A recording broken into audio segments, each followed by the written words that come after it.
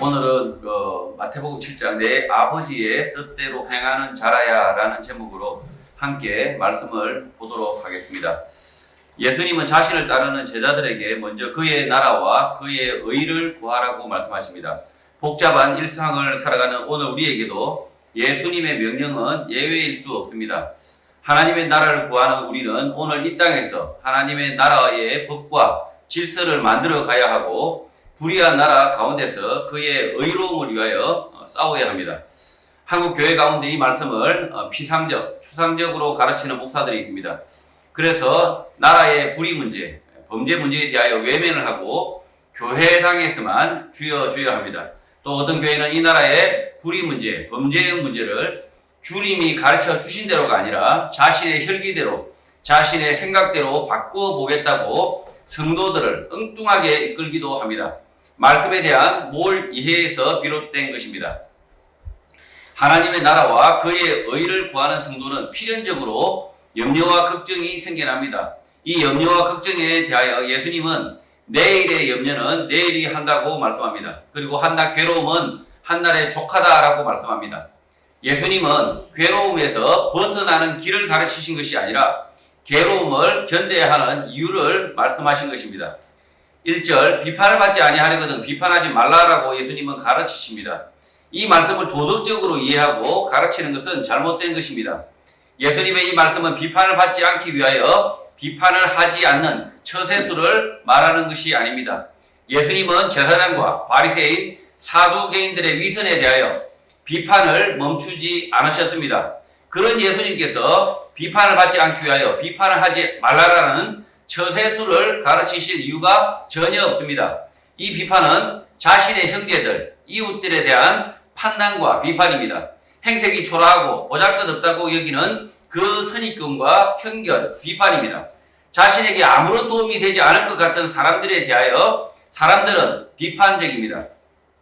자신에게 우호적이지 않고 자신의 마음에 들지 않으면 이유 없이 비판적이게 되는 것입니다. 그 비판, 판단을 하지 말라는 것입니다. 지금 이 예수님은 비판을 받지 않으려거든 비판하지 말라라고 말씀하고 계시는데 이것은 그냥 비판과 비난이 아니라 그 사람을 나에게 이득이 될 사람인지 아니면 나에게 이득을 주지 않을 사람인지 그래서 사람을 평가하지 말라는 겁니다. 사람을 만났는데 사람을 이용 가치로 이렇게 늘 보는 사람들이 있습니다. 그 사람은 늘 자신에게 이용과 가치가 있는 사람이면 어떤 사람에게는 권력을 쥐고 있으면 아부를 하고 그리고 아무것도 없다 그러면 개털이다 그러면 무시하고 차별하고 이런 몹쓸 행태를 하지 말라는 겁니다. 사람이면 마땅히 사람은 하나님이 지으셨다라는 생각을 가지고 그 사람이 어떻게 초라하든 행색이 남루하든 그를 하나님이 지으신 사람으로 존귀한 사람으로 알아야 된다는 거죠. 그런데도 불구하고 사람들은 늘 항상 이기적이다 보니 사람을 보면 그 사람의 옷차림새를 보고 그 사람 뒤에 있는 권력을 보고 그 사람이 가지고 있는 돈을 봅니다. 그렇게 우리는 속으로 마음으로 늘 항상 비판을 합니다. 그런 비판을 하지 말라는 거죠. 그런 저울질을 하지 말라는 거죠. 제가 좀 뒤에 뭐가 있어 보입니까? 제 뒤에 좀 권세가 있어 보입니까? 없습니다. 아무것도 없습니다. 그러다 보니까 제가 양산에 내려갔더니만 아주 개끌듯이 끌고 저 사람 뒤에는 아무 권세도 없어 보이는구나 이러면서 그냥 남루해 보이구나 이러면서 개끌듯이 끌고 가는데요.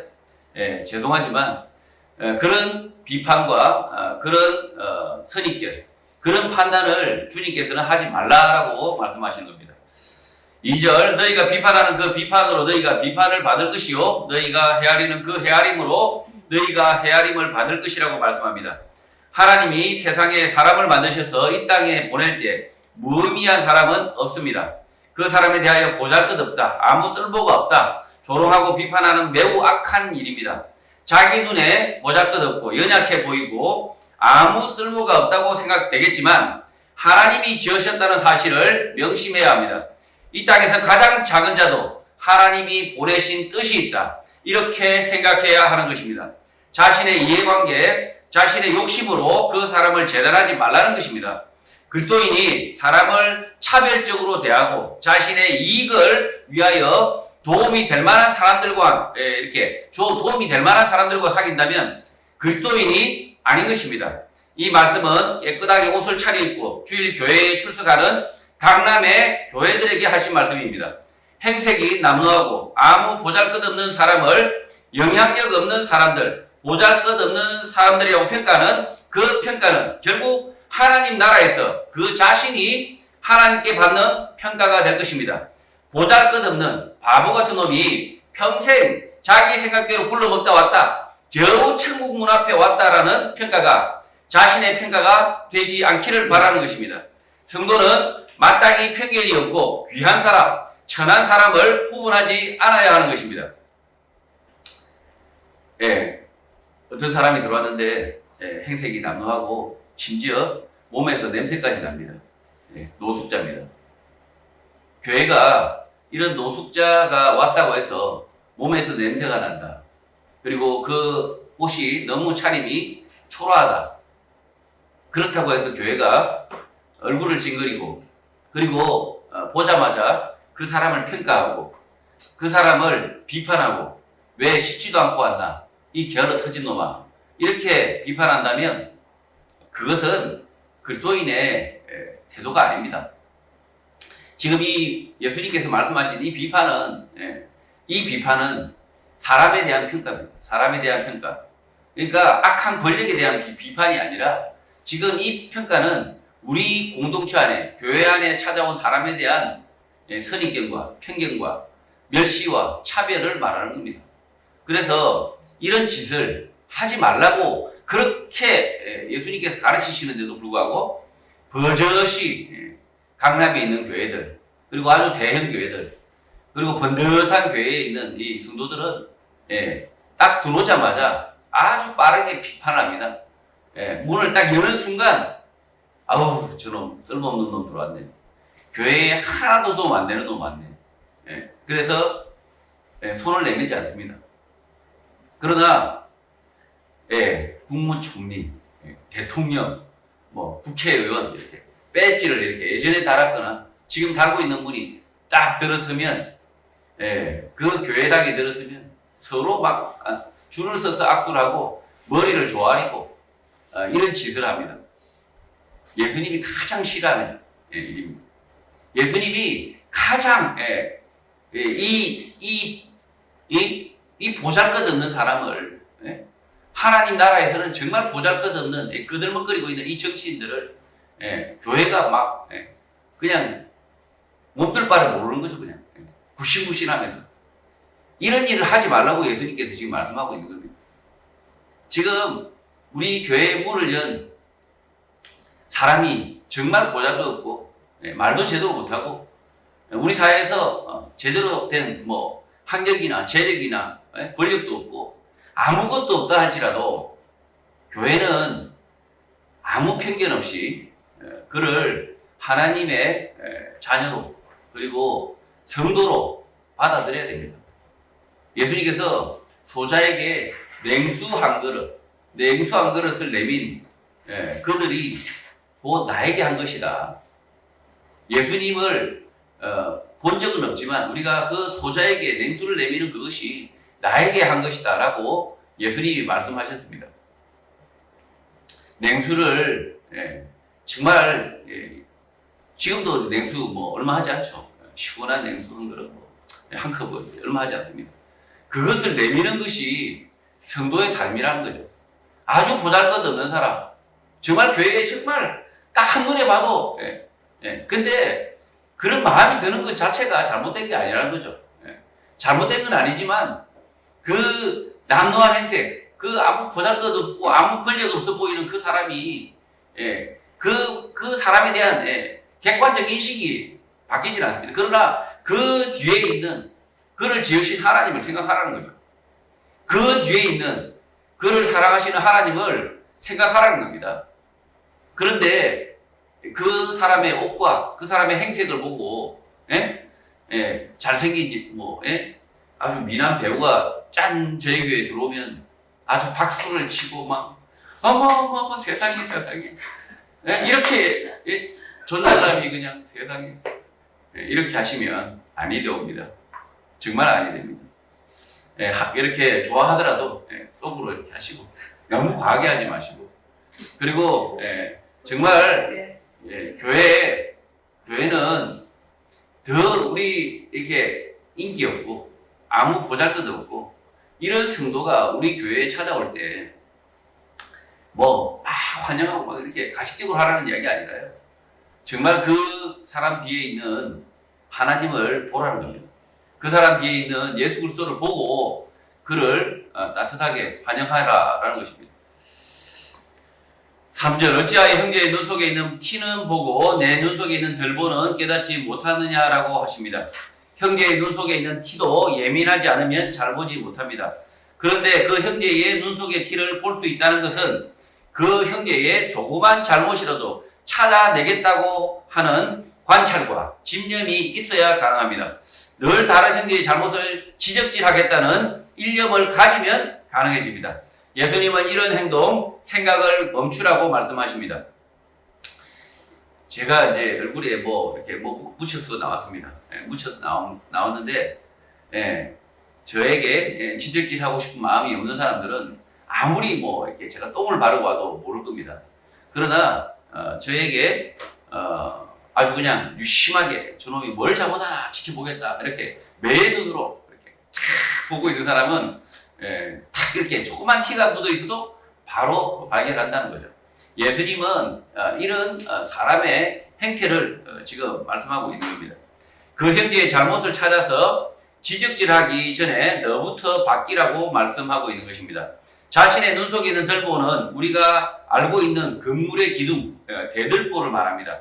눈 속에 있는 대들보는 뻔히 자신이 보지 않을 수 없습니다. 뻔히 자신의 허물, 잘못을 잘 알고 있지만 늘 모른 채 하며 사는 것들입니다. 그렇게 하는 이유는 다른 사람이 자신의 허물은 모를 것이라고 생각하기 때문입니다. 다른 사람도 그런 허물을 가지고 살고 있기 때문에 괜찮다고 말하는 것들입니다. 지금 우리가 보고 예수님께서 말씀하고 있는 이 형제의 눈에 있는 티, 조그마한 티는 이렇게 바라보면서 내 눈 속에 있는 이 들보는 대들보입니다. 이 기둥은 보지 못한다라고 이야기하는데 못 보는 게 아니죠. 무시하는 겁니다. 이건 괜찮다. 이건 괜찮다. 이런 잘못은 그냥 괜찮다라고 늘 항상 생각하는 겁니다. 늘 항상 생각하는. 이게 남도 그러니까. 남도 이 대들보의 잘못을 가지고 있어도 그냥 다른 사람 그냥 멸시하고 차별하고 그냥 온갖 폐악질을 다 하는 것 이것이 그냥 속된 말로 돈지랄하고 그 다음에 과시하고 막 이런 것들이 그냥 당연하니까 그러니까 이렇게 대한민국에서는 이렇게 살아도 아무 문제가 없으니까 막 갑질도 하고 막 돈만 있고 권력 있으면 온갖 짓을 다 하면서 아무렇지 않아요. 아무렇지 않습니다. 왜? 다른 사람도 그런 짓을 하고 있으니까. 그러나 이 대들보, 이 잘못은 우리 눈에 당연히 보인다는 거예요. 우리가 하나님 주신 양심이 있으면 당연히 이 큰 대들보가 보이는데도 보지 않는 것처럼 살고 있는 겁니다. 우리 현대사에 불행한 사람이 있었습니다. 노무현입니다. 그는 전직 대통령에 비하여 다른 정치인에 비하여 불법 정치 자금의 10분의 1밖에 받지 않았다고 말합니다. 다른 사람도 그렇게 살고 있으니 자신의 허물은 아무것도 아니다라고 말하는 것입니다. 자신의 허물, 대들보는 안 보이는 것이다 라고 말하는 것입니다. 그러나 그렇지 않습니다. 다른 사람은 몰라도 자기 자신은 자신의 허물을 알고 살아야 하는 것입니다. 자신의 못남을 늘 알고 잘난 채 하지 말라는 것입니다. 자신의 한계, 못남을 잘 알고 살라는 것입니다.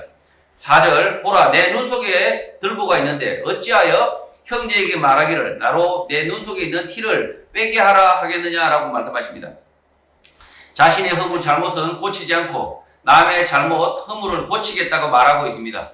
대들보처럼 늘 이렇게 서 있는 자신의 잘못 허물은 지나치고 남의 조그만 잘못 허물은 고치겠다고 말하는 것은 말이 안 된다는 것입니다. 예수님은 남의 허물을 고치는 사람이 아니라 자신의 허물, 잘못부터 고치는 사람이 되라고 말씀하시는 것입니다. 남의 허물, 잘못을 잘 지적하겠지만 먼저 나의 잘못, 허물을 먼저 살펴보고 고치라는 것입니다.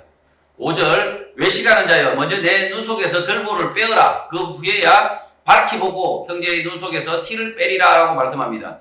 남의 허물을 고치겠다고 하면서 자신의 잘못, 허물은 고치지 않는 자를 외식하는 자, 위선자라고 말씀합니다. 외식하는 자, 위선자들은 늘 이렇게 말합니다. 나의 허물은 아무것도 아니다. 아무것도 아니다. 아무것도 아니다. 결국 아무것도 아닌 것이 점점 커져서 흉악한 범죄, 거짓말로 진화를 하게 되고 위선의 삶을 살게 되는 것입니다. 자신의 조그만 잘못이라도 잘못으로 알아야 합니다. 그리고 자신의 잘못, 허물을 고치는 사람이 되라고 말씀하시는 것입니다. 다른 사람의 잘못을 지적하지 말라, 비판하지 말라라는 말씀이 아니라 자신의 조그만 잘못이라도 작게 보지 말고 늘 자신의 허물을 크게 보고 고치는 사람이 되라고 말씀하시는 것입니다. 지금 예수님의 말씀을 오해해가지고 제가 이렇게 막 묻히고 다니는데도 모른 척합니다. 그냥 묻히고 다닌다고 내버려두는 겁니다. 이렇게 말씀하는 게 아닙니다. 이렇게 말씀하는 것이 아니라 예수님의 지금 이 말씀의 이유는 눈에 있는 제 눈에 티가 있으면 말씀해 줘야죠. 지적해야 됩니다. 고쳐라고 이렇게 빼라고 이렇게 이야기해 줘야 됩니다. 그러나 지금 예수님께서 말씀하시고자 하는 것은 늘 항상 자기의 허물을 보지 못하고 다른 사람의 허물만 계속 그냥 그것에만 집중하는 사람들, 자신의 내면이 자신의 눈이 항상 바깥으로 향해 세상을 향해 있으니까 남만 쳐다보는 거죠. 안으로 보는 눈은 없는 거죠. 이런 짓을 하지 말라는 거죠. 그러니까 다른 사람의 허물도 사실은 잘 지적해서 고칠 수 있으면 고쳐야 됩니다. 고쳐야 됩니다. 아니 제가 잘못하고 있으면 이렇게 이야기해 줘야 되죠. 그냥 똥 묻었네, 티 묻었네 이렇게 말을 해줘야 됩니다. 이걸 하지 말라고 말씀하는 게 아니에요. 먼저 자신의 그 허물 늘 항상 사람들은 이 바깥만 보니까 자기의 잘못은 보지 않고 자기의 내면을 살피지 않고 늘 항상 다른 사람의 신기만 살핍니다. 다른 사람의 신기만 살피고 다른 사람의 생각만 살피고 늘 그렇게 삽니다. 자기 자신의 마음을 살피시고요. 자기의 내면을 살피셔야 됩니다. 그게 지금 예수님께서 말씀하시는 거고요. 그 내면을 살펴서 나의 그 잘못된 내면, 차별적인 은사를 하고 그리고 편견의 은사를 하고 그리고 잘못된 생각을 가지고 있고 이런 내면을 계속 고치라는 겁니다. 고치고 고쳐서 예수 그리스도와 같은 마음을 가지라라는 것입니다. 6절 거룩한 것을 개에게 주지 말며 너희 진주를 돼지 앞에 던지지 말라라고 말씀합니다. 복음을 전할 때 그 대상은 개나 돼지가 아니어야 합니다. 개와 돼지 같은 사람들이 있습니다. 자신의 탐욕을 쫓아서 사는 사람들입니다. 자신에게 이익이 되니 많은 성도가 있는 교회에 출석하려고 하는 사람들입니다. 이런 사람들에게 복음을 전할 필요가 없는 것입니다. 개와 돼지로 알고 가르치지 말라는 것입니다. 복음은 아무에게나 전하는 것이 아니라 들을 만한 사람에게 전하는 것입니다. 개와 돼지에게 복음을 전하면 그들이 그것을 발로 밟고 돌이켜 너희를 찢어 상하게 할 것이라고 합니다. 복음을 듣고 그것을 악용하는 사람들이 있습니다. 김용목이라는 사람이 아마 그런 사람인 것 같습니다. 그에게도 복음을 전한 사람이 있었겠지만 개와 돼지에게 거룩한 것 진주를 던진 꼴입니다. 그들은 자신의 이익을 위하여 예수님의 말씀을 팔 것입니다. 예수 복음을 자신의 이익, 돈으로 바꾸는 사람들이 있습니다. 사이비 이단 교주들은 대부분 실제 교회에 초대받아 출석한 사람들이었습니다. 거룩한 것을 개에게 준 것입니다. 돼지에게 진주를 던진 것입니다. 복음을 전할 때는 이익에 눈이 먼 사람에게는 개와 돼지 같은 사람들에게는 전할 필요가 없고 순전한 사람에게만 전해야 하는 것입니다. 복음을 따라 의롭게 살려고 하는 사람에게만 복음을 전해야 하는 것입니다. 자신의 욕심, 마음의 평화, 사람들과의 인맥, 사람들의 인정과 칭찬을 이유로 교회에 발을 딛는 사람이 없어야 하는 것입니다. 그런 사람들은 복음을 들어도 순종하지 않습니다. 늘 자기 생각대로 살아갈 것입니다. 복음은 뒷전이고 늘 자신의 생각을 앞세울 것입니다. 지금 귀한 것을, 거룩한 것을 이 개에게, 돼지에게 진주를 던지지 말라, 이렇게 예수님께서 가르쳐주고 계십니다. 복음을 누구나 다 이렇게 전하라고 지금 예수님께서 말씀한 게 아닙니다. 이 자기의 유익을 위해서 교회에 찾아오는 사람들이 있습니다. 자기의 유익을 위해서, 자신의 더러운 욕망을 위해서 이 교회에 와서 교회의 성도의 옷을 입고 있지만, 그러나 끝끝내 자신의 생각을 쫓아서 사는 사람들이 있습니다. 예수님의 말씀은 뒷전이고 늘 항상 자신의 생각으로 예수님의 말씀마저 악용하는 거죠. 온갖 성경 구절을 잘 외면서, 그 성경 구절을 잘 외면서 어디 갑니까? 다른 사람을 공격하고, 다른 사람을 비판하고, 다른 사람을 욕하고, 그런 데만 온통 사용합니다.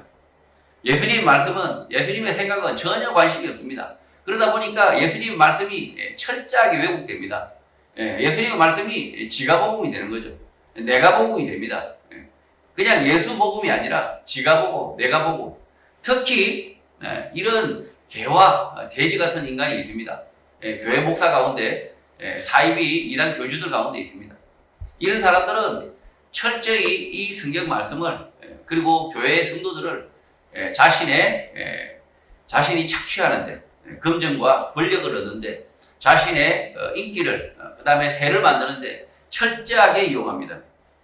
이 사람들이 이 개와 돼지입니다. 이런 사람들에게는 제발 복음을 전하지 말라는 거죠. 그런 사람들은, 그런 악한 생각을 가진 사람은 그냥 내버려 두라는 거죠. 7절, 구하라 그리하면 너에게 주실 것이요, 찾으라 그리하면 찾아낼 것이요, 문을 두드리라 그리하면 너에게 열릴 것이라고 말씀합니다. 이 말씀을 기도의 이유로 생각하는 분들이 있습니다. 그렇지 않습니다. 그리스도인이 양심을 속이지 않고 살아가면 온갖 어려움이 닥칩니다. 그 어려움을 당할 성도에게 주신 말씀입니다. 예수님은 말씀대로 살아가려는 성도가 닥칠 어려움, 고난을 예견하고 계십니다. 그래서 이 말씀을 주시는 것입니다. 거룩하게 살고자 노력하는 성도에게 고난이 닥칠 때 하나님께서 반드시 구원하신다는 말씀입니다. 성도가 고난을 이길 길을 구할 때 주님께서 주신다는 것입니다. 찾으면 반드시 찾아낼 것이고, 문을 두드리면 너에게 열린다라고 말씀하시는 것입니다. 이 말씀을 기도로 이해하는 분들이 있습니다. 기도는 앞장 6장에서 예수님께서 이미 가르치셨습니다. 기도가 아니라 실제입니다. 믿음으로 사는 성도, 거룩을 향해 가는 성도에게 문제가 닥치겠지만 그 문제는 견디고 이겨나갈 수 있다고 말씀하시는 것입니다. 예수님께서 구하라, 너에게 주신다. 찾으라, 찾아낸다. 문을 두드리라, 열린다 라고 말씀하고 있는 것입니다. 하나님의 아들 예수 그리스도께서 약속의 말씀을 주시고 계시는 것입니다. 이 말씀을 하시는 분은 우리와 함께 하시겠다고 약속하시는 하나님의 아들 예수 그리스도입니다. 온 우주를 지으신 하나님, 그의 아들 예수 그리스도께서 믿음으로 살리고 발부둥 치게 될 우리에게 이렇게 약속하고 계시는 것입니다. 예수 그리스도의 말씀으로만 살리고 노력하는 거룩한 성도에게만 이 약속은 응답되는 것입니다. 8절, 구하는 이마다 받을 것이요, 찾는 이는 찾아낼 것이요, 두드리는 이에게 열릴 것이라고 말씀합니다. 이 말씀을 하시는 분은 기도의 교훈, 가르침으로 말씀하시는 것이 아니라 약속, 보증으로 말씀하시는 것입니다. 하나님의 아들 예수 그리스도께서 믿음으로 살 우리에게 주시는 약속인 것입니다. 구하지만 받지 못하고, 찾으나 찾지 못하고, 두드렸지만 열리지 않는다면, 문제가 그대로 있다면 예수 그리스도의 자녀, 성도가 아닐 수 있습니다. 예수님의 말씀을 순전하게 받아서 순종하는 사람, 그 사람은 모두 예수 그리스도의 약속 아래에 있기 때문입니다. 이 말씀을 듣고 엉뚱하게 자신의 욕심, 자신의 욕망의 문제가 해결되기를 바라는 사람들이 있습니다. 자신의 생계가, 자신의 진학과 취업 등의 문제가 해결되기를 바라는 사람들이 있습니다. 이 말씀은 그런 종류의 약속이 아님이 명백하기 때문에 그 욕심, 욕망은 받지 못할 것이고, 찾으려고 노력하겠지만 찾지 못하고, 두드렸지만 열리지 않을 것입니다. 지금 예수님의 말씀을 듣는 이 성도들 가운데 몇 사람은 믿음 때문에 옥에 갇히고 원형극장에서 사자의 먹이가 되기도 합니다. 그들은 믿음을 저버리지 않고 굳건하게 설 수 있을 것을 구했고 주님께서 주셨습니다. 또 죽음의 공포 앞에서 평안을 찾았고 그 평안을 주님께서 주셨습니다. 또 그들은 하나님의 나라의 문을 두드렸고 천국문이 그들에게 활짝 열린 것입니다. 하나님의 아들 예수 그리스도의 말씀을 하찮은 기도 주문, 배달, 욕망 배달 기사로 이해하면 곤란합니다. 말씀에 대하여 무지한 것입니다. 자, 지금 두드리라 그러면 열린다 이 말씀을 마치 기도만 하면 다 얻는다. 기도의 비밀. 무슨 개똥 비밀이 그 거짓말이죠. 그냥 기도만 하면 다 그냥 열린다. 기도의 뭐 비밀이다. 이렇게 온갖 사기치고 그렇게 해서 교회에서 헌금만 잔뜩 걷는 사기꾼들이 있습니다. 이 말씀은 그렇게 주신 말씀이 아닙니다. 이 말씀은 우리가 믿음으로 살게 될 때에 그 고난 가운데서 하나님께서 천국문을 열어주시겠다. 천국문을 보여주겠다. 이렇게 말씀하고 계시는 겁니다. 그래서 이 말씀을 들었던 사람들 중에 그때 당시 예수님의 생전에 그 예수 그리스도의 말씀을 들었던 사람들 중에 실제 옥에 갇혀서 그리고 실제로 사자의 먹이가 되어서 그렇게 죽어갈 때에 그들이 천국문을 두드렸습니다. 그들이 죽어가는 과정 속에서 천국문을 두드리자 그들에게 천국문이 활짝 열렸습니다. 지금 예수님은 하찮은 여러분의 소원 배달부, 여러분의 욕망 배달부로 이해하면 꽝입니다. 꽝. 그런 교회는 문을 닫아야 됩니다. 사실 그런 교회는 소위 말해서 사회주의자들이 말합니다. 아편입니다. 아편을 팔고 있는 거죠. 교회가 거짓말을 팔고 있는 거죠. 거짓 위안을 팔고 있는 거죠. 성도가 오히려 이 험한 세상에서 의롭게 살려고 발버둥 치고 심지어 핍박을 받고 일제에 그 순사에게 잡혀서 고문을 당하고 죽어가는 그 성도들이 하나님을 구했던 겁니다. 의로운 하나님을 구했고 의로우신 하나님을 찾았고 그리고 천국문을 두드린 거 아닙니까? 천국문을. 그랬을 때 예수님은 약속하신 거 아닙니까? 반드시 열린다. 천국문을 두드리는 너희들에게 그렇게 고통 가운데 천국문을 두드리는 너희에게 천국문이 열릴 것이다 라고 지금 예수님이 약속하고 있는 겁니다. 근데 한 10억 어디서 안 생기나. 그래서 로또의 문을 두드리라고 로또의 문을 두드렸는데 그 로또의 문이 활짝 열린다. 이렇게 이해하면 그냥 이단, 사이비, 잡놈들이 되는 거죠. 잡놈들. 예수님의 말씀에 대해서 완전히 무지한 거예요. 예수님이 이런 하찮은 우리의 욕망, 우리의 소원 이걸 배달하기 위해서 이 말씀을 주신 게 전혀 아닙니다. 전혀. 그래서 그냥 뭐 뒤에다가 이렇게 써붙여놓죠. 이 말씀 경기를 탁 써붙여놓습니다. 뭐 그냥 다 해결된다. 이 말씀으로 위안의 말씀으로 탁 이렇게 써붙여놓고 성경 구절을 탁 써붙여놓고 하나님에게 구하기만 하면 다 구해진다. 삶은 개차반으로 살면서 도적질하고 이웃을 빼앗고 그냥 속이고 거짓말하고 이러면서 다 이루어질 것이다. 천만에요. 지옥의 문이 열릴 겁니다.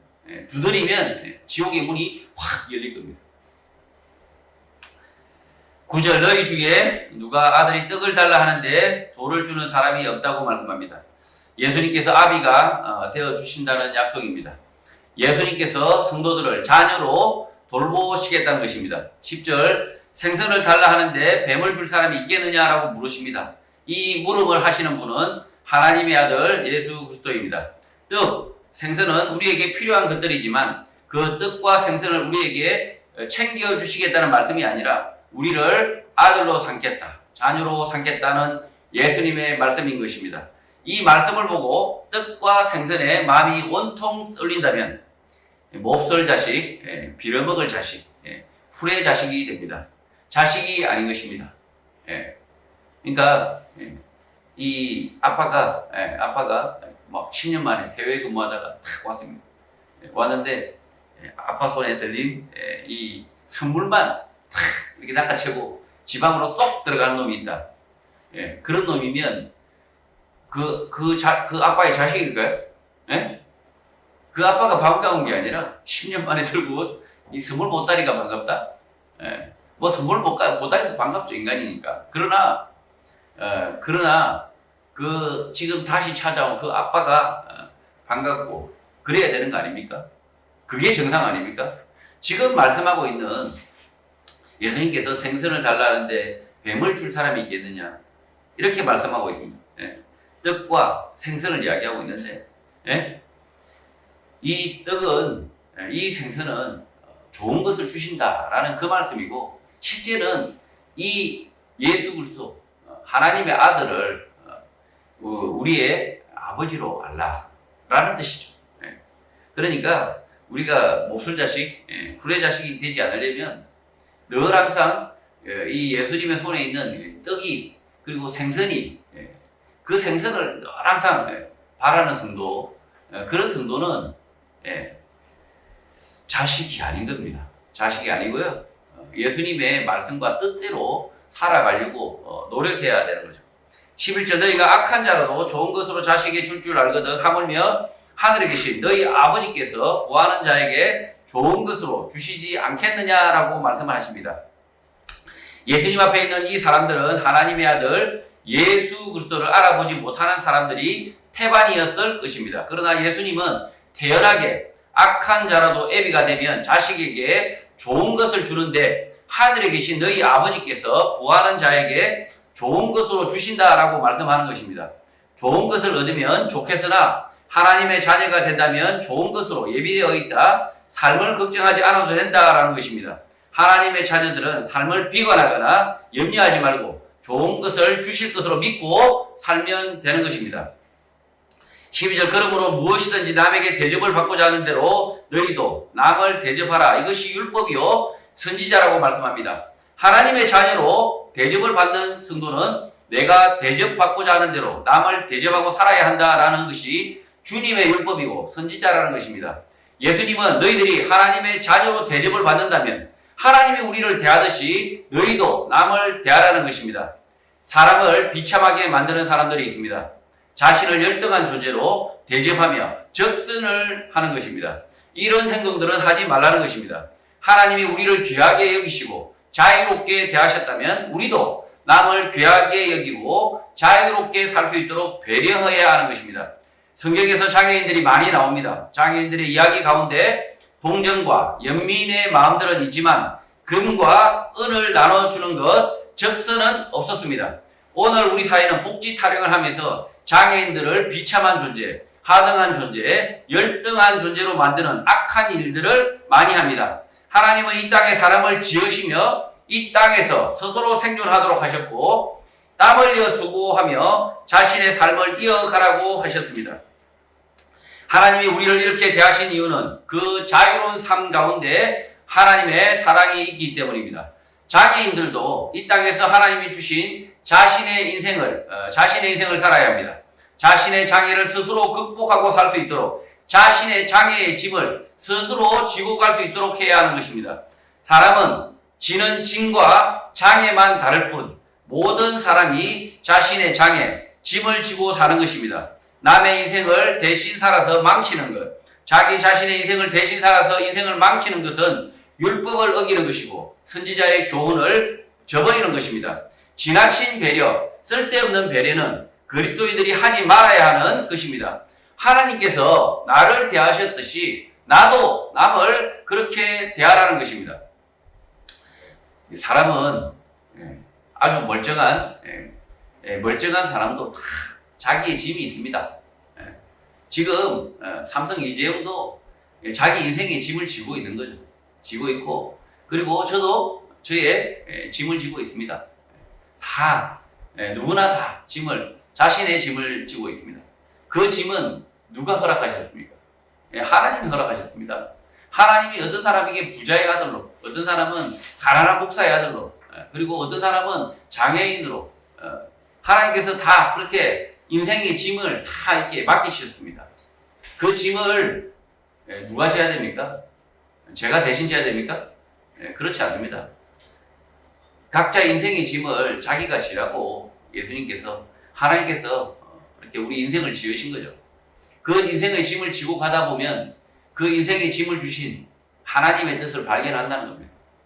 그래서 어떤 짐은 가벼울 수 있고 어떤 짐은 매우 무거워 보일 수 있지만 실제 그렇지 않습니다. 자기 인생의 짐이 가장 무겁습니다. 남의 인생의 짐이 정말 가벼워 보일지 모르겠지만 이재용이가 깜빵 가는 게 그냥 쉬워 보일 수 있겠지만 깜빵 가가지고 얼마나 고생했어요. 얼마나 마음에 고생을 했을까요? 저는 이 귀한 부잣집 도련님이 그것도 뭐 성인이 되어가지고 깜빵에 들어가가지고 그 고생을 하는 걸 보면 정말 마음의 고통이 어마어마했을 것이다. 인생의 짐이 엄청나게 무거웠을 것이다. 생전 이 깜빵에 갈 생각이나 했겠습니까? 그 귀한 집에서 이렇게 태어나가지고. 그래서 인생의 짐이란 게 누구에게나 쉽지 않다는 거죠. 저는 정몽원이 이렇게 뭐 현대아산, 현대 이렇게 자살을 합니다. 자살했는지 뭐 타살했는지 모르겠지만, 그리고 삼성 이건희의 딸도 그렇게 미국에서 타지에서 자살을 합니다. 그래서 이런 사실만 봐도 우리는 잘 알 수 있습니다. 인생의 짐은 누구에게나 자신의 짐이 가장 무겁다. 가장 자신의 짐이 무겁다. 그래서 그 짐을 그리고 대신 지어주지 않는다는 거죠. 그 인생의 짐을 대신 지어주고 그 인생의 짐을 자살하면 없어지나요? 그건 하나님의 뜻을 저버리는 겁니다. 지금 예수를 믿는다는 사람들 중에서도 하나님이 나를 사랑하시니까 내가 자살을 해도 하나님께서 나를 용서해 주실 것이야. 죄송합니다. 믿음이 없어서 용서가 안 됩니다. 하나님을 믿는 믿음이 있었다면 그 인생의 짐, 자기가 감당되지 않을 것 같은 인생의 짐, 나에게 주어진 짐을 하나님이 나에게 이 짐을 주셨다라는 생각으로 그 인생의 짐을 지고 버텨내는 것이 하나님을 믿는 겁니다. 그 인생을 살아내는 것 자체가 그냥 벽에 똥칠할 때까지 살아내는 것 자체가 하나님을 신뢰하고 하나님을 믿음으로 살아가는 성도의 삶이라는 거예요. 그런데 그 인생을 포기한다? 나는 자기를 입었으니, 나에게 자기가 있으니, 나에게 너무나 큰 빚이 있으니, 나에게 감당 안 되는 고통이 있으니 죽어야겠다. 이것이 믿음이 없다는 거죠. 이게 믿음 없는 사람.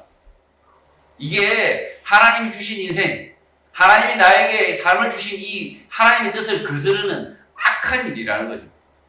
그래서 교회는 자살하는 분에 대해서 천당에 있을 것이다 라고 말하지 않습니다. 죄송하지만 참 불행한 일입니다. 그래서 교회가 자신의 짐이 아무리 무겁다 한들 예수 그리스도의 십자가의 무게보다 무겁겠느냐? 예수님도 그 십자가의 고통을 하나님의 아들이셨음에도 불구하고 온갖 모함과 멸시와 누명을 뒤집어 쓰고 그렇게 십자가의 길을 묵묵히 걸어가셨던 것처럼 인생에서 아무리 무거운 짐이 있다 할지라도 그 짐은 하나님께서 우리에게 허락하셨습니다. 나에게 인생에 아주 큰 짐을 주셨다.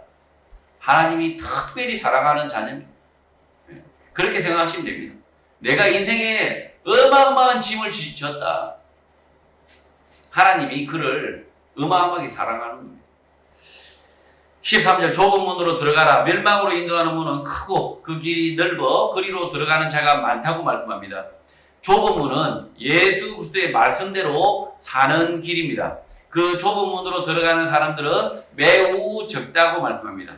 그러나 멸망으로 가는 문은 크고 그 길이 넓어서 그리로 들어가는 자가 많다는 것입니다. 정직하게 진실하게 사는 사람이 적습니다. 적을 수밖에 없습니다. 예수님의 말씀이니 진리이기 때문입니다. 예수님이 거짓말하지 않는다는 거죠. 예수님의 말씀을 따르는 사람은 소수라는 거죠.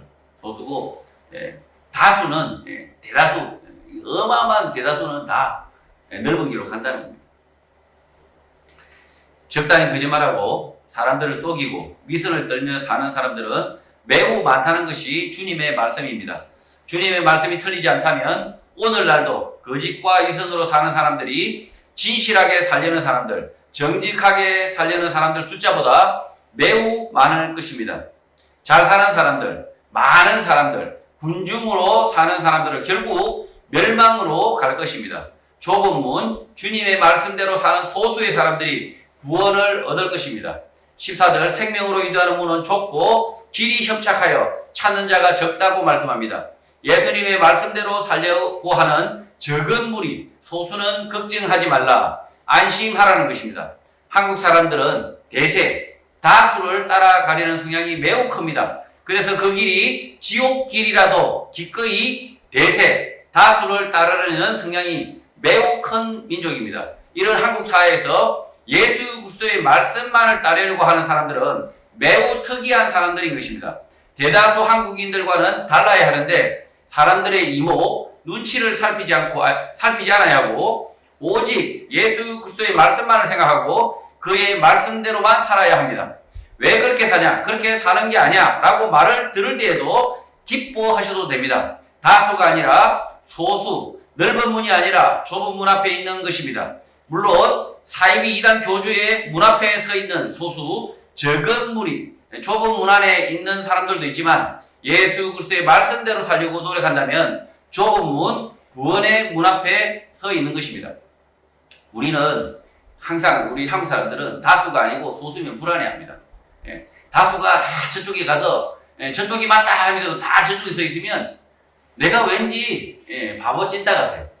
내가 한두 명 서 있고 초라하게 이쪽 편에 서 있으면 왠지 저쪽이 다 맞을 것 같고 자기는 틀릴 것 같고 자신의 생각을 믿지 못하는 거죠. 늘 항상 불안해하는 거죠. 그러나 예수님께서 말씀하고 계십니다. 좁은 길로 가는 너희들이여 안심하라.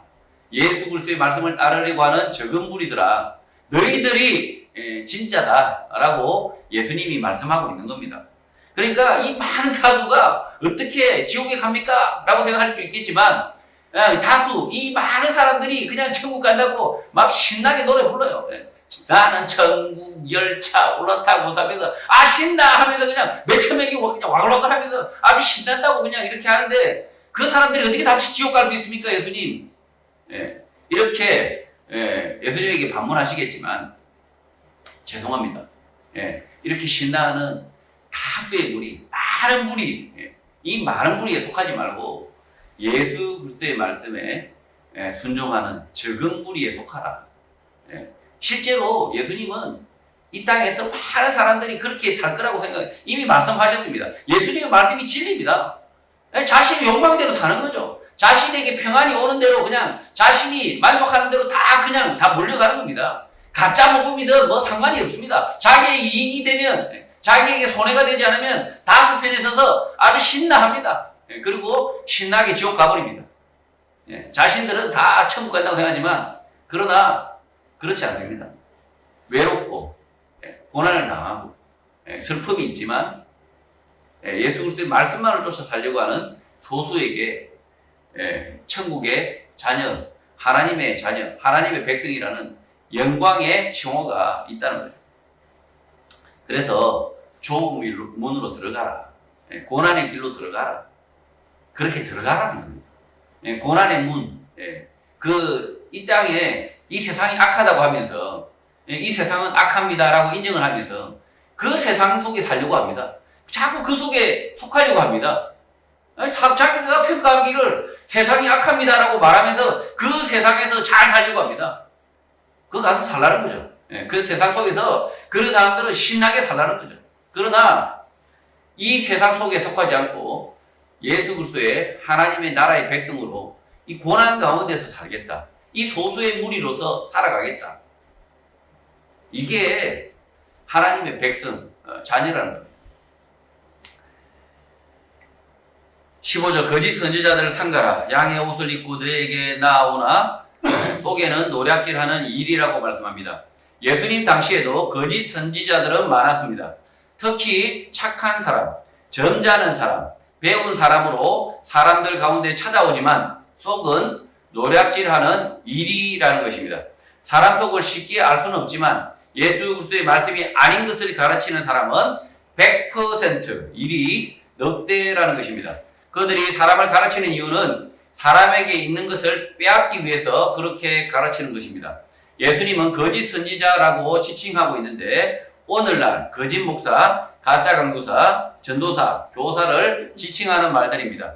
성경의 말씀이 아니라 자신의 생각을 가르치는 목사는 1000% 일이 넉대라는 것입니다. 그들이 하는 일은 성도들의 시간과 재산을 훔쳐가는 것입니다. 16절 그들의 열매로 그들을 알지니 가시나무에서 포도를 또는 은큼귀에서 무화과를 따겠느냐라고 하십니다. 거짓 선지자로 구별하는 가장 쉬운 방법이 열매가 없다는 것, 다른 열매를 맺는다는 것입니다. 가시나무에서 포도를 얻을 수 없고 은금귀에서는 무화과를 얻지 못합니다. 거짓 선지자들에게는 포도와 무화과가 없고 진실한 선지자는 그와 함께 할 때 포도와 무화과 열매가 가득하다는 것입니다. 교회 가운데 포도와 무화과 같은 좋은 열매를 맺지 못하는 교회는 거짓 선지자, 일이 넉대가 그 가운데 있다고 생각하면 맞습니다. 그 교회는 빨리 나와야 하는 것입니다.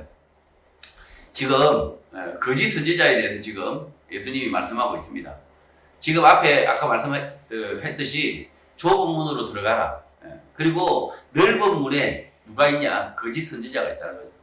넓은 문에 아주 천국 간다고 아주 그냥 대대적으로 빵빠레를 울리는 그 많은 무리들 속에 거짓 선지자가 아주 저보다 훨씬 더 좋은 옷을 입고 더 거룩한 교회당에서 열심히 사기를 치고 있다는 거죠.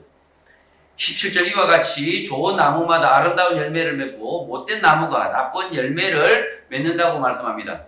수십 년을 다녀도 좋은 열매가 없고 나쁜 열매만 계속 맺는다면 그 교회는 하루빨리 나와야 합니다. 18절 좋은 나무가 나쁜 열매를 맺을 수 없고 못된 나무가 아름다운 열매를 맺을 수 없다고 합니다. 교회와 성도는 좋은데 나쁜 열매를 맺는다라는 말은 거짓말입니다. 그러니까 이게 교회와 성도는 다 좋은데 결과가 안 좋다라는 말은 거짓말이라는 거죠. 결과가 안 좋으면 그 교회도 그 성도도 다 가짜라는 거죠. 이상한 교회인데 아름다운 열매를 맺는다라는 것도 거짓말입니다. 이상한 교회가 아니라 진실한 교회, 진실한 성도인 것입니다. 그러니까 교회가 희한한데 열매가 있다. 믿음의 자녀들이 있다. 그러면 이건 그 교회가 이상한 교회가 아니라 그게 진실한 교회라는 거죠. 19절 아름다운 열매를 맺지 아니하는 나무마다 찍혀 불에 던져진다고 말씀합니다. 아름다운 열매를 맺지 아니하는 나무는 일이 거짓 선지자가 그 가운데 있습니다. 그 거짓 선지자 따라서 불에 던져지는 것입니다. 반대로 진실한 선지자, 예수 그리스도의 말씀만을 가르치는 교사가 있다면 반드시 아름다운 열매를 맺는다는 것입니다. 아름다운 열매 없는 교회는 문제가 있는 것입니다. 아름다운 열매가 무엇입니까? 예수 그리스도의 말씀을 진실하게 믿고 그의 말씀을 가르치고 순종하며 사는 것입니다. 하나님의 나라를 구하고 그의 의를, 공의를 이 땅에서 구하며 사는 사람들이 생겨나는 것입니다.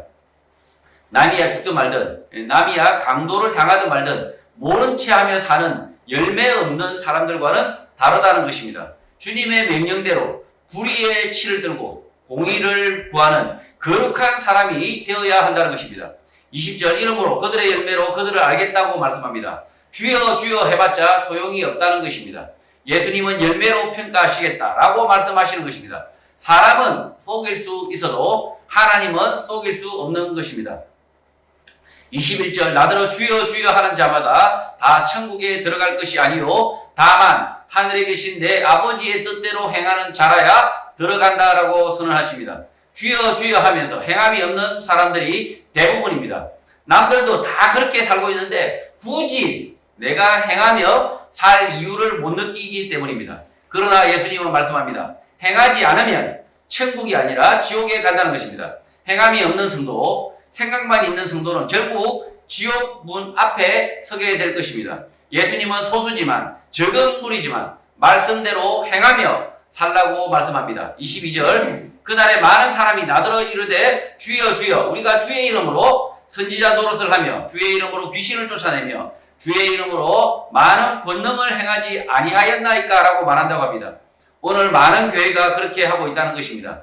주의 이름으로 선지자 노릇, 목사 노릇도 하고 주의 이름으로 귀신도 쫓아내고 주의 이름으로 교회당도 매우 크게 지어서 권능을 행했다고 말합니다.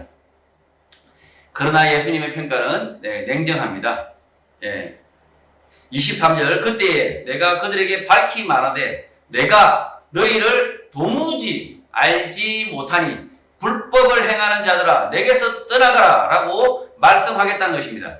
너희를 도무지 알지 못한다. 불법을 행하는 자들이라고 말씀합니다. 예수님의 말씀과 생각에 귀를 기울이지 않고 자신들의 생각대로 교회 부흥을 위하여 열심히 일한 것입니다. 이들을 예수님은 도무지 알지 못한다. 불법을 행하는 자들이라고 말씀합니다. 예수님의 말씀대로 행하지 않고 엉뚱하게 자신들의 생각으로 교회로 모여가지고 엉뚱한 짓거리만 실컷 한 것입니다. 시간 낭비, 헛수고를 한 것입니다. 예수님의 말씀대로면 이런 교회가 수두룩합니다. 특히 대형교회가 이런 교회의 가능성이 매우 높습니다. 예수했지만 불법만 실컷 행하고 예수님이 외면하는 사람들인 것입니다. 지금 예수님의 말씀이 아니라 자신의 생각대로 뭐 선행도 하고 자신의 생각대로 뭐 구제도 하고 뭐 이렇게 하는 것들을 예수님은 뭐라고 이야기하냐면 불법을 행하는 놈들이라고 이야기합니다.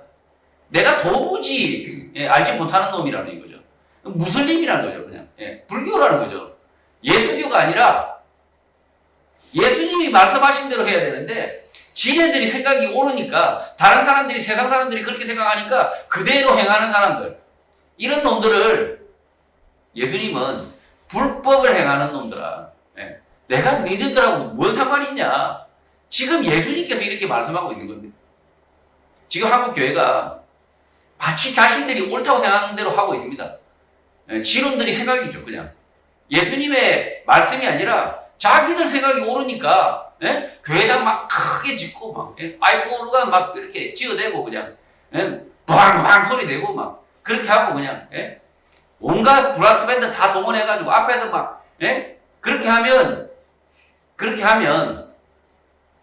아주 그냥 많은 사람들이 예수님의 말씀을 듣고 믿을 것이다.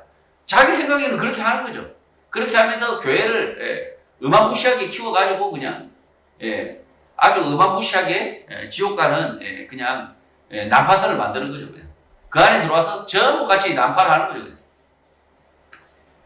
예수님은 뭐 저는 교회당 건물이 크고 작고 그냥 뭐 악기가 화려하고 뭐 그게 중요한 게 아닙니다.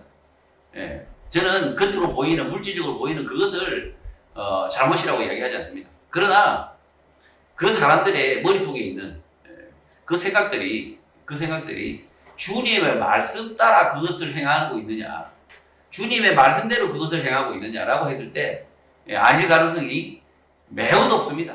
매우 높습니다.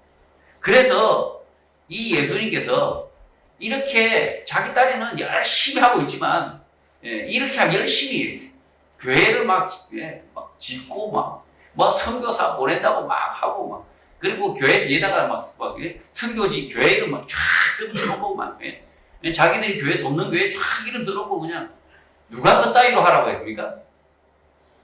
예수님이 그렇게 시킨 적이 없어요. 그런데도 막 그래놓고 자기들 생각에는 그게 잘한다고 생각하고 그냥 자랑스럽게 막 자랑하고 막 우리 교회가 돕는 교회 하면서 막 몇백 교회 그냥 이름 적어놓고 엉뚱한 짓거리만 시큰 하는 거죠. 지옥 갈 일만 계속 하는 거죠. 교회는 예수님의 말씀만을 쫓아가야 합니다. 예수님의 말씀이 아닌 목사의 말, 사람의 말에 귀를 기울이면 결국 예수님과 아무 상관없는 기독교인, 지옥 가는 기독교인이 되는 것입니다. 24절 그러므로 누구든지 나의 이 말을 듣고 행하는 자는 그 집을 반석 위에 지은 지혜로운 사람 같다고 합니다. 예수님의 말씀만을 반석으로 삼아야 하는 것입니다. 누가 뭐라고 해도 예수님의 말씀이 아니면 모두 버리고 가겠다는 확고한 신념이 있어야 하는 것입니다. 제가 조그만 교회, 개척교회로 떠나오면서 굳은 결심을 했습니다. 오직 예수님의 말씀만을 따르며 살겠다. 말씀만으로만 제대로 살아보겠다는 것입니다. 적은 무리가 떨어져 나와 작은 교회로 모일 때 불안한 마음도 있었지만 저는 이제야 주님의 말씀대로 살 수 있겠다. 예수님의 말씀만을 붙들고 살아보겠다라고 생각을 했었습니다. 예수님의 말씀에 대한 확신이 없었다면 지난 3년년에 되어가는 이 시간 동안 불안과 혼란이 있었겠으나 저에게는 불안, 혼란은 없었습니다. 말씀을 준비하는 동안 더 분명하게 확신하게 되었을 뿐입니다. 이렇게 사는 것이 천국 가는 길이구나. 하나님 나라를 사는 것이겠구나. 그의 의를 구하는 삶이구나. 확신을 하는 것입니다. 그 확신의 근원은 반석 대신 예수님의 말씀입니다. 사람의 평가, 생각이 아니라 예수님의 말씀인 것입니다. 지금 예수온교회에 대한 평가를 누군가가 이 예수온교회가 잘하고 있다라는 평가를 해주기를 바라시죠. 사람의 평가를 우리가 예수온교회 잘하고 있다라는 평가를 받고 싶어 합니다. 이렇게 적은 무리로 모였지만 예수온교회 정말 잘하고 있다. 바르게 신앙하고 있다. 이런 평가를 받으시고 싶겠지만 그러나 그것은 그냥 모래입니다. 모래고 실제로 우리는 반석, 예수 그리스도의 말씀에 평가를 받아야 됩니다. 이 말씀에 기초해야 됩니다. 예수 그리스도의 말씀의 반석 위에 놓여져야 됩니다. 25절 비가 내리고 창수가 나고 바람이 불어 그 집에 부딪히되 무너지지 아니하나니 이는 주추를 반석 위에 놓은 까닭이라고 합니다. 예수님의 말씀을 진리로 아는 사람들, 성도들의 삶에는 비가 내리고 창수, 홍수가 나고 바람, 태풍이 불어 그 집에 부딪혀도 무너지지 않는다고 말씀합니다. 그 이유는 예수님의 말씀의 반석이기 때문입니다. 예수님의 말씀, 그 말씀의 반석에 굳게 서 있기 때문입니다. 26절 나의 이 말을 듣고 행하지 아니하는 자는 그 집을 모래 위에 지은 어리석은 사람 같다고 말씀합니다. 행함이 없는 사람은 모래 위에 지은 어리석은 사람 같아서 쉽게 그 집이 허물어진다. 인생이 망가진다. 지옥에 간다고 말씀합니다. 이 말씀은 이방인들에게 믿지 않는 자에게 주신 말씀이 아닙니다. 믿는다고 모여있는 성도들에게 제자들에게 주신 말씀입니다. 그의 나라와 그의 의를 구하는 삶을 살라고 예수님은 말씀을 하셨지만 자신의 산만을 붙들고 사는 사람, 자신의 먹고 사는 문제에만 매달려 살다 가는 사람은 어리석은 사람, 모래 위에 집을 지은 사람이라는 것입니다. 말씀에 대한 확신이 없기 때문에 행함이 있을 수 없는 것입니다. 이렇게 사는 것이 옳은 것인가? 예수님의 말씀대로 사는 것인가? 라는 확신이 없어서 그렇게 살지 못하는 것입니다. 그렇게 살지 못하면 결국 모래집처럼 무너지는 것입니다. 시간 낭비에 헛수고를 하는 것입니다. 27절 비가 내리고 창수가 나고 바람이 불어 그 집에 부딪힘에 무너져 그 무너짐이 심하다고 합니다. 교회 가운데 믿음의 시련이 불어닥치면 교회를 떠나고 쉽게 무너진다라는 말씀입니다. 오늘 교회와 성도들에게 하신 말씀입니다. 어려움이 닥치면 믿음을 저버리고 배교의 길을 가버리는 것입니다. 고난을 이기지 못하고 쉬운 길을 찾아서 떠나는 것입니다. 있으나 마나한 교회와 성도인 것입니다. 28절 예수께서 이 말씀을 마치시며 무리들이 그의 가르치심에 놀랐다고 합니다. 29절 이는 그 가르치는 것이 권위 있는 자와 같고 그들의 서기관들과 같지 아니하기 때문이라는 것입니다. 예수님 앞에 선 사람들 다수는 그가 하시는 말씀이 권위가 있다, 놀랍다라고 생각을 합니다. 그러나 그것으로 그치는 사람들이 많았을 것입니다. 그가 하나님의 아들 예수 그리스도라는 사실을 깨닫고 그의 말씀에 순종하는 사람들은 매우 소수였을 것입니다. 지금 예수님의 설교, 위대한 설교를 듣고도 천국 간 사람이 요만큼. 지금 예수님의 설교를, 위대한 설교를, 예수님의 하나님의 아들 예수 그리스도의 말씀을 듣고도 천국 갈 사람은 요만큼입니다. 그러면 하물며 옥집사가 지금 이 설교하는 이 설교를 듣고 천국 갈 사람이 요만큼이면 정말 다행입니다. 요만큼. 저는 저의 설교 이 방송 채널 이름도 Maybe Save, 혹시나 이 말씀을 듣고 이 부족한 설교를 듣고도 예수 그리스도를 구주로 영접할까, 그런 마음으로 저는 방송 채널을 열었고요. 아주 소수가, 극소수가 예수 그리스도의 말씀을 진심으로 자신의 진리로 깨닫고 인생의 구주로 알고 예수 그리스도를 영접하고 살아갈 것이다 라고 저는 생각하고 있습니다. 그래서 예수님의 설교를 들은 그 예수님의 설교가 얼마나 놀라웠겠습니까?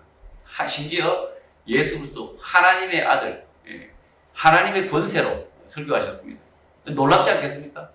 그 놀라운 설교를 듣고도 천당은커녕 백당도 못 가신 분들이 수룩했다. 이게 성경이 가르쳐주는 바입니다. 예수님의 말씀을 직접 듣고도 깨닫지 못하는 사람들이 많았는데 그 이유는 자신의 욕심, 욕망을 쫓아갔기 때문입니다. 하나님의 아들 예수 그리스도의 설교를 직접 들었음에도 깨닫지 못하는데 그의 말씀을 전달하는 목사, 전도자의 설교는 듣고도 깨닫지 못하는 사람이 더 많을 것입니다. 자신의 생각을 내려놓고 예수 그리스도 하나님의 아들의 목소리로 들어야 그의 말씀을 깨닫게 되는 것입니다. 성도 여러분, 오늘 교회 가운데 많은 거짓 선지자들이 자신들의 목소리를 내고 있습니다. 그 목소리에 현혹되지 마시고 주의 말씀에 귀를 기울이시기를 주님의 이름으로 부탁합니다. 세상 사람들의 평가에 귀를 기울이지 마시고 주님의 말씀을 묵상하시기를 바랍니다. 세상에 있는 다수 교회의 행태를 본받지 말고 오직 예수 그리스도께서 명하신 그 일을 하는 교회가 되시기를 바랍니다. 오직 예수 그리스도의 말씀에 반석하기 위해서 세상을 본받지 않고 믿음의 경주를 하는 거룩한 성도가 되시기를 주님의 이름으로 축복합니다.